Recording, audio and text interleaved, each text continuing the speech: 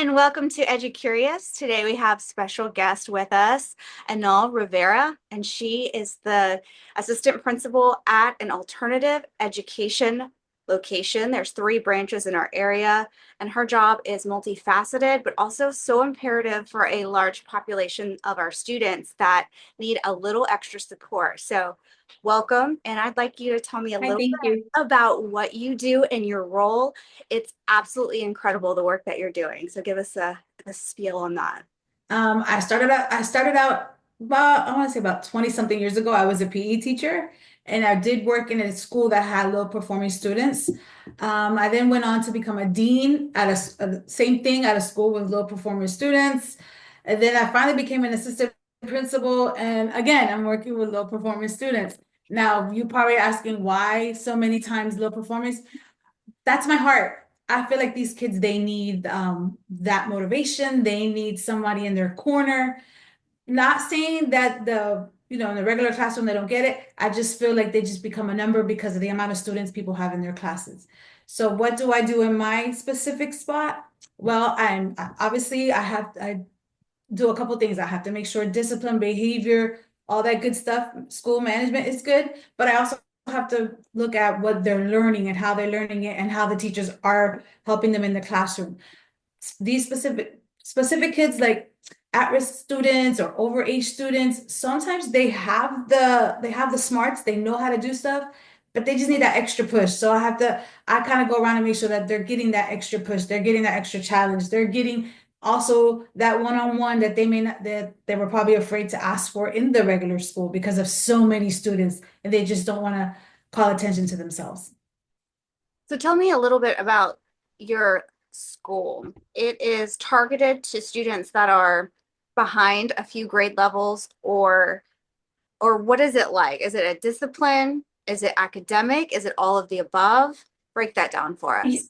I would say all the above because usually when a student doesn't misbehaves in class, then they don't do well in class because you're out so much. For example, if you have a student that is continuously getting in trouble, continuously being OSS or even ISS, well, they're missing that one piece in the classroom that teacher could give them. So they do fall behind. And so I do have the students that have fallen behind, and a lot of them carry the baggage of the discipline side as well. Now I have some that don't carry that baggage, but they either moved around a lot or been bounced back and forth or been I've got some who live in foster homes. I got some that live in just group homes. They've had everything happen to them and that's why they've become behind. So basically it is meant to be academic, but as you know, when a student falls behind, it's more than academics. There's other issues that cause them to fall behind. And with that, what is your role within this school system? What do you have to look at and make sure, monitor, and give supports to your staff on your campus? Ooh, I give a lot of support. A lot of support in terms of, yes, I give them the academic support because I want to make sure that they're teaching the standards the way it's supposed to do it. I want to make sure that their classroom runs accordingly. I want to make sure that they're working with the students who need the help. But I also have to give them support, sometimes emotionally, because sometimes the behavior of the students or just the students itself can be a lot draining. So I have to give them that support that I'm there if you need me. You got the classroom for yourself, you got the kids with you, but I'm also there to support my teachers. I'm always there to support my teachers, like I am to support my students. And talk a little bit about your education pathway. What brought you to this leadership role in what I feel like is a very challenging environment, but also a very fulfilling environment? Like there's got to be so much internal motivation that keeps you driving and moving forward. Tell me about that. That's just been my heart. I've also worked on the other side. I've also worked with the kids who are like, are good students, have that parent support, are student athletes. I've worked with both sides of the spectrum. I feel like my personality, the way that I am, always goes back to that low performing student because I like the challenge and I like to see them when they succeed, and it may be something small, but it makes a whole world of a difference. So I like working with those students. Also, growing up, I grew up in the inner city. I'm an inner city student.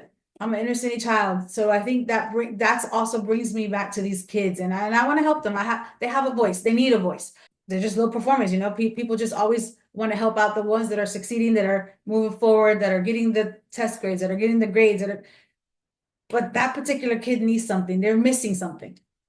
So when you're going through and you're trying to figure out how best to support the students, have you found any methods over your tenure of this really works to reach these particular kids, whether it's a treasure box, or if it is working towards a goal, or if it is maybe an accolades? What do you find that tends to motivate students that are feeling, in some cases, maybe hopeless or like, oh, I'll never get back on track? I give them small goals. Each 9 weeks, I give a small goal. And with that goal, it's either pizza or it could be what do you guys want? Whatever you want to get for lunch. And I give them options. It could be as little, what I do is the first 9 weeks I give them food. The second 9 weeks, I move it up a little bit more because I want them to accomplish some more. I may do like a gift card. I mean, it's just something. They need a small goal that they can attain, and that's what I do. It's baby steps because if the main goal for them at the school is to go on to the next grade level. But in reality, if you think about that, that's a lot for a kid to think. That for an adult, 9 month goal, that's a lot. So imagine a student who hasn't been successful. So I give them small, attainable goals. And throughout the year, that's what I do with them. And sometimes I have my 9 week goal, but I also have weekly things for them. So I give them challenges, I give them goals, I give them reasons to do something. And for them, you should see them. For example, I give them a goal of completing, because it's a computer-based program, so they can complete certain assignments a week. I give them a goal, hey, complete certain assignments a week, and we can do this and we can do that all week long. Mr. Vera, look, I'm doing it. I'm getting this done. Look, Mr. Vera, I'm getting this done. See, Mr. Vera, you see. So to me, the little goals, and then they can achieve the big goal, and that is so gratifying. That's just to see them taking those baby steps, just to see them improving. I've had students come back and say, thank you for what you did for us. They're high schoolers. Thank you for what you did for us. Thank you for helping me. Thank you for letting me see that. So it's just all gratifying job. I'd like to hear a little bit about it from a school. I work at a traditional school, and there's been certain Mhm. kids that have come through, and I'm like, this traditional environment is really not helping these particular students for whatever reason. What would a process be like connecting with you and making sure that I get my students on track? Because it's not like I'm giving up on them or I'm throwing in the towel. It's saying, hey, I need some help. How can we support each other? Easy. It starts with the school. It starts with the school talking to the students. Say, hey, there's something here that you can do to attain your goal. It's not simple. It's not an overnight goal, but you can do it. And then when you define that student, when you think you like, I think I have a student, I wouldn't mind talking to the kid and giving them some more because I do that anyways. Once they get accepted to me, I bring them in, and before they even get started, before they nothing, I sit with the parent and the student and I say, this is what I have. This is what I can get you to do. This is how we can accomplish it. This is when you're gonna get it done. Now, I need to know that you're willing to do all this work. I want to know that you're willing to to do the schoolwork. I want to know that you're willing to stay out of trouble. I'm willing, I go with them. I do like a checklist with them before they even get started with me, which gives the parent still an opportunity to decide, is this for my kid or is this not for my kid? And we can help each other out that way. Once you define the student that you think would fit in the program, then we can talk. I can call, I can come over just to give them a little bit more because sometimes the unknown is what these kids are afraid of. They're creatures of habit. They need the motivation, but they're creatures of habit. If it's unknown to them, they will not do it. So they need to the unknown is what the factors that we have to face. So traditionally, what sort of students are you seeing as your clients in your industry, in your school? I'm seeing a little bit of everything. I've got, to be honest, I even got gifted kids in there that somehow at home life wasn't the perfect one, so they have fallen behind. I've got one in specific that attendance is a killer, but the kid is smart as a whip. He's very smart. His test scores are always fives, but he fell behind because attendance. I've got kids who just fell behind because a parent has died and they moved from one state to the next state and they live with somebody different who's not their parent because their parent has passed away, so they don't have parents. I have kids who moved from state to state. I have kids who just basically here have gotten in trouble so much that they miss being in school, so they fall behind. And what does a day look like at your school as far as, is it all in a classroom? Is there some different day parts? How do the kids get there? Is there a food service part of it? I just want to know, like, what does the day look like? Transportation is available for all students. Now, some students take two buses to get to me. Some students may take one. It's depending where in the county they live in. For example, I have kids that come out of this area here in Lake Wells. They take two buses. They take one from their home. They go to another school. They transfer, then they come to me. That's the morning route and the afternoon route. I have kids who are car riders. I have a couple that are walkers. I serve breakfast and lunch, and the kids, I try to make it where it's as normal as possible. I don't want them feeling, okay, so I'm going to an alternative school and it's gonna look like an alternative place. That's not how I try to do it. So they do change classes every hour. They go to 4 academics and then they go to 2 electives. So I try to make it a little bit normalized. Dress code, I don't have a specific dress code, as long as they just look decent and wear appropriate clothing. So they get to express themselves. I let them do that just as long as it's appropriate. They don't stay with the same group all day long. They interact with the other students. They have a chance to interact with the other students. So I try to make it as normal as possible, and I try to do activities as normal as possible, obviously within the realms of why they're there. Do you have them divided out in grade level, ability level? How does that grouping of a class take place? Okay, so to begin with, I do have it by grade level, but since I have a limited number of teachers, I start that way, but once I start getting filled up with students, then I kind of have to go with whatever's open for me. So it might be a little mixture, but the beginning thought is yes, sixth graders with sixth graders, seventh graders with seventh graders, eighth graders with eighth grade. I try to keep it that way so they're all kind of doing the same. They may not be in the same specific spot in the class, but at least if you're a seventh grader, you're all working on seventh grade work. You go from what grade level to what grade level? What's your gamut? Okay, fourth grade through eighth grade, I have elementary and middle school. Those fourth graders, don't think of your baby fourth graders. They're technically supposed to be sixth graders. And those eighth graders, I could have 16-year-olds, 15-year-olds. Mhm. So it's that middle school age bracket where everyone's Um, sort of making sense of everything. So once you get your student caught up, what are the mhm. options for that student once and do you have an eighth grade graduation? How do they exit your program? I give them a medal. I give them a medal, a medallion, and I give them a certificate. I don't have a ceremony per se, but I do give them that as they're exiting, and that shows them that they have exited. And do you have guidance counselors or people that they can ask about doing that next step, that high school step, or whatever it looks like to them? Yes, I do have a guidance counselor, and she and I work closely together to help these kids. We work closely together to make sure that they get where they need to get. And we help them out. We find out what high schools they go to, so we try to get their stuff done early. I try to work with some of the local high schools, letting them know, this student will be coming to you, this student will coming to you, just to give them some thought. This year I'm gonna try is bringing in somebody from that high school to speak to the students before they get there, just so they can have an understanding of what's gonna go on at the high school when they get there, because it's a whole different world.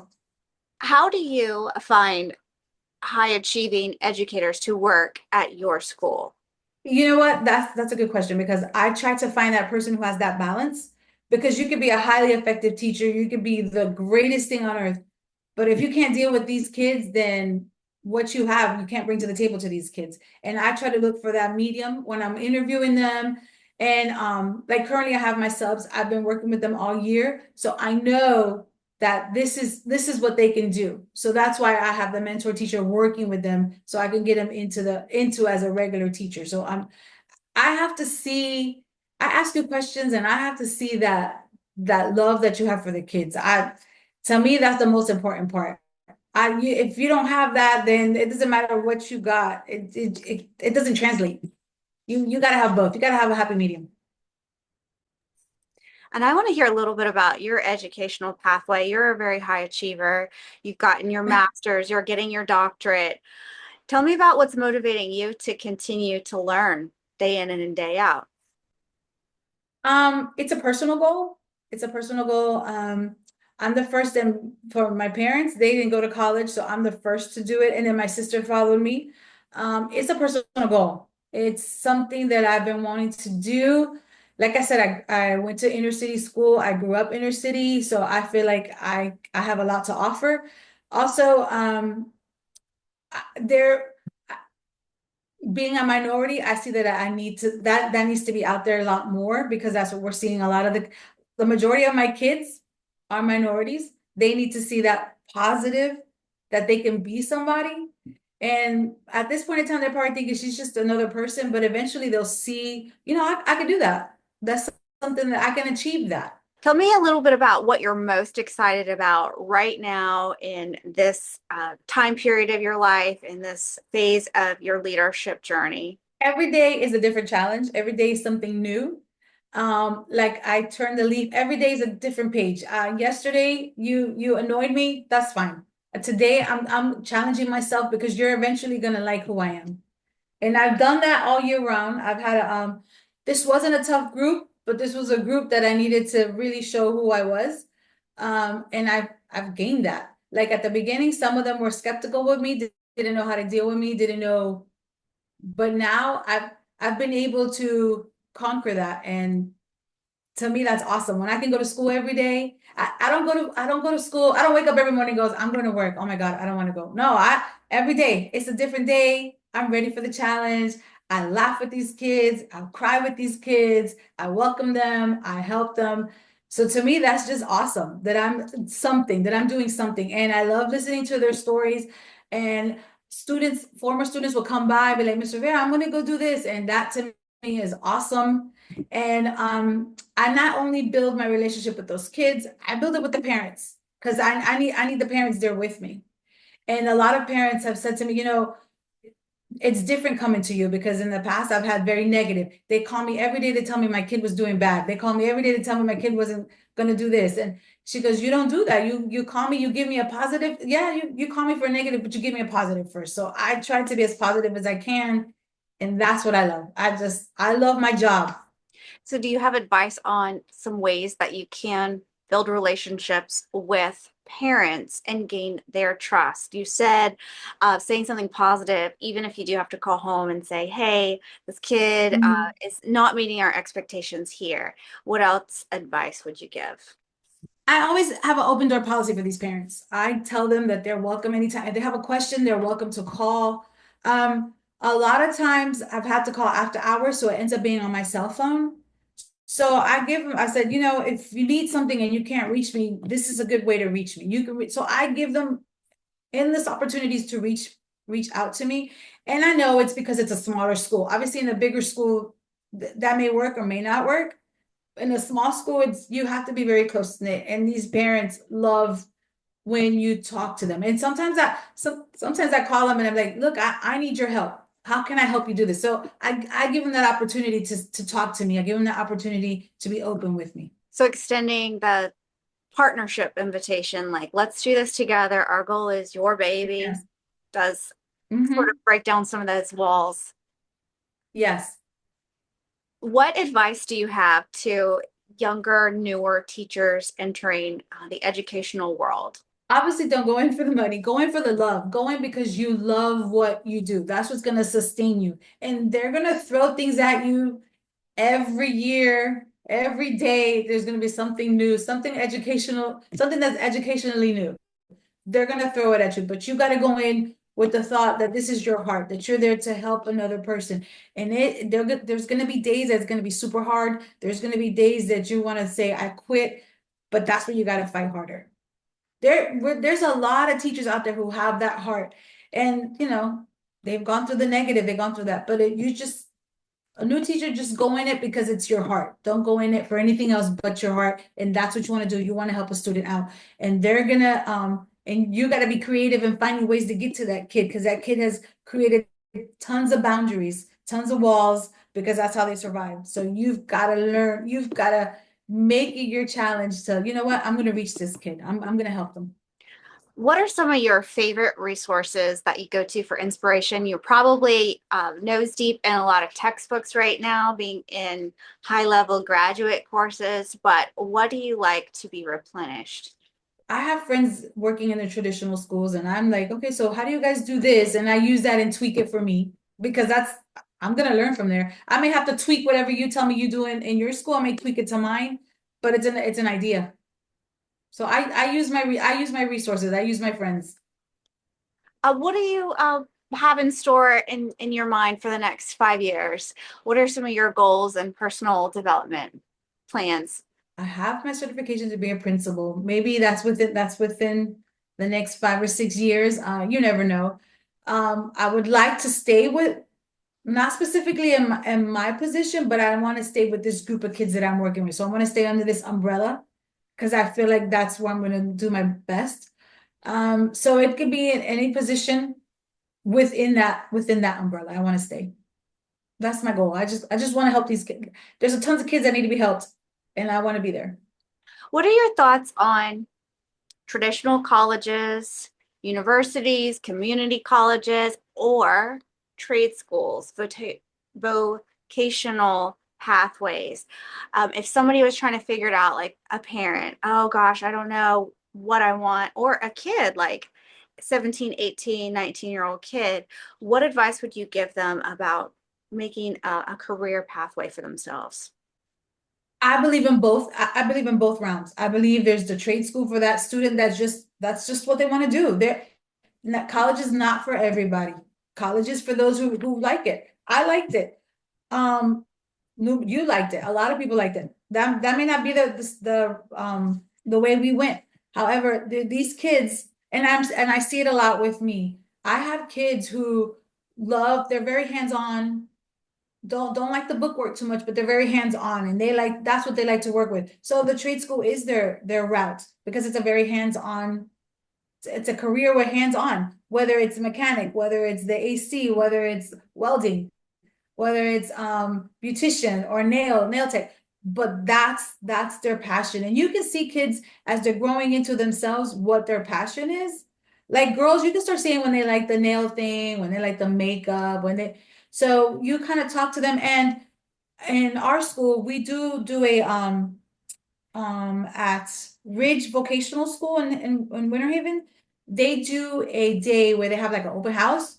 So I take certain kids to that so they can see what options they have. I don't want them thinking, okay, so I'm not gonna go to college, I'm just gonna quit school. No, you have to do something, pick something. So I try to help those kids with that. So I talk to them about college, I talk to them about the vocational. But always tell them you have to do one or the other. You can't just not do anything because you're going to need some type of certification. You're going to need some type of job. You're going to need some type of training. You're going to need something. So I always open that up for them. And to parents, all I can tell you is listen to your kid because college is not for everybody, but they have to do something. And the exposure to me is so important, seeing what could be in the future. Sometimes it's so hard to comprehend, like, oh, wow, that's actually a career out there that I would be good at.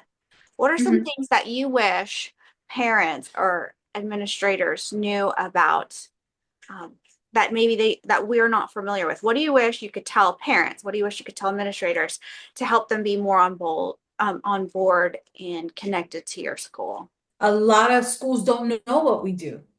They just think, okay, this kid's being bad, let's just send them off. But nobody's really looking at the issue of why the kid is being that way. Why did he fall behind? What happened to him? What are the reasoning? And parents think, okay, so you're going to alternative school, they'll be done in a month and that's it. No, that's why I try to educate the parents whenever I'm called from a school, say, hey, I'm going to send this kid over. For my first question to the parent is, what was explained to you? What do you know about my school? Because a lot of times they have this misconception.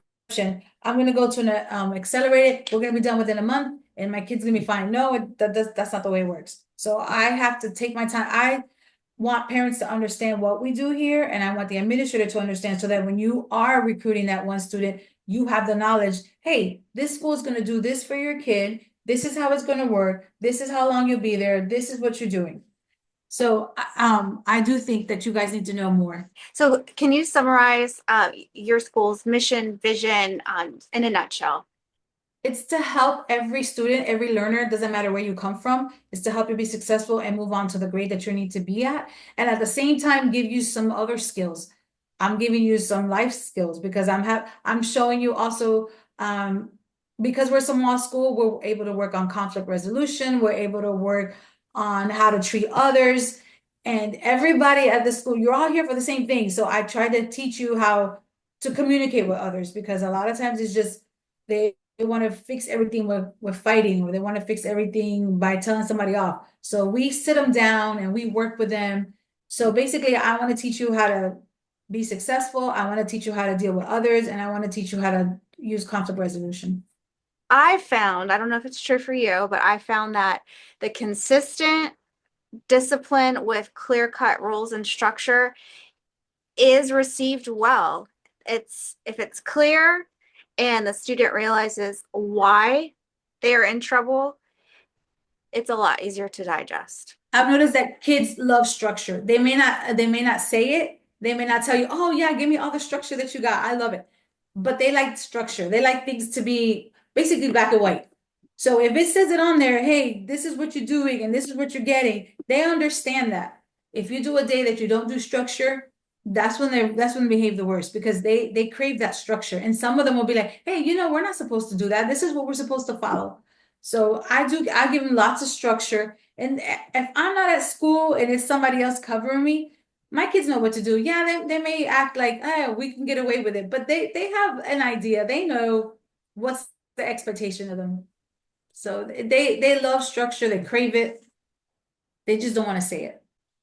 So, how important is it to you to make sure you're in those classrooms every day? Because some administrators, if they're off campus, kids might not even know Mhm. they're off campus. But what you just said is the kids will know if you're gone and they will know how to behave. So, does that mean that you are constantly in and out of those classrooms interacting? I'm in their, I'll put it this way, I'm in their face all the time. I'm the first face they see in the morning when they get off the bus.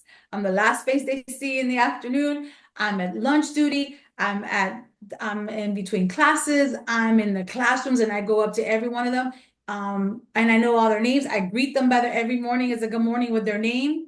And what kind of a difference do you think that makes? I mean, it makes a lot. I don't know what they went through this morning. I don't know who got up with them in the morning. If somebody did anything, said hello to them, good morning. I don't know if somebody fought with them. I try my best not to, if I see something, I try my best not to get onto them as soon as they get off the bus. Maybe I wait a few minutes because I don't know what they went through. I don't know who they spoke to, who they didn't speak to. I don't know if they had a fight last night. I don't know. So when they come to me, it's a whole different, I don't, unless they want to talk about what happened at home, we go straight to good morning, how are you? And I'll ask them things. Sometimes they'll talk about sports. I'm like, oh, when are you playing? Give me your schedule. I'll go to your game. I'll go do this. I'll do that. So I really they need that. They need somebody in their corner. They've had too many failures. So yeah, I'm there. I'm everywhere. They look for me. They're like, how'd you get here so fast? I'm like, don't worry about it. Just do what you gotta do. Does your school have a sports team? Are you able to connect with other schools that have sports and plug those kids in? Okay, we don't have a sports team, but I have in the past. This year, nobody has asked for it, but I have in the past. If they belong to their home school, I let them go back and play with them because they need that. All right. Are there any last parting thoughts or things I didn't cover No, before? I just want to say thank you. I really haven't had a chance to sit down with somebody to talk about my program like that. Thank you. Your program is absolutely fascinating. And I feel like I wish if more people knew about your program, we could Mhm. really collaborate more. And our goal, both of our goals, all of our educators' goals are to do what's best for that child. And the child might need something that I can't offer. And that doesn't mean I'm a failure or that kid's a failure. It means that, okay, how do we Exactly. help them on that path? And it's just Yeah. pivotal, whatever it is, whether it's a GED, whether it is homeschool, whether it is Florida virtual school, Something. whether it is your alternative education program. It's just there are options, and that is one of the great things that is going right in this area Mhm. is we have options. They have options, and they're very successful at it because they find they find similar people like them. They don't feel like they're the only one struggling. There's a whole Yes. community trying to navigate, and you're there to help them Yeah. along the way. Right. Well, thank you so much for being on the show today.